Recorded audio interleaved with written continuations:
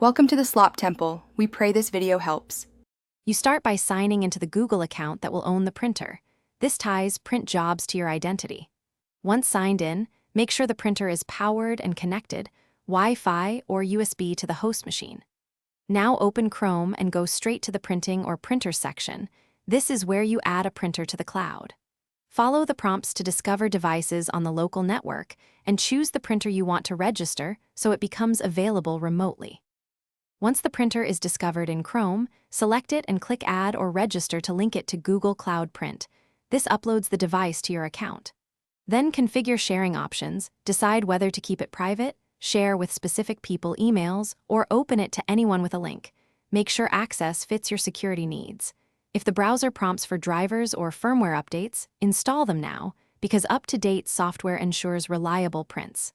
Finally, send it to print. Use any device signed into the same Google account. Choose Print, pick the cloud printer, and set copies, layout, and quality. Make sure the host computer or printer firmware stays online and updated because interruptions cause failures. If a job fails, first restart the printer and the host device. This often restores connectivity. Once done, re-register the printer in Chrome if problems persist, and double-check sharing permissions to ensure the right account has access. This solves most access.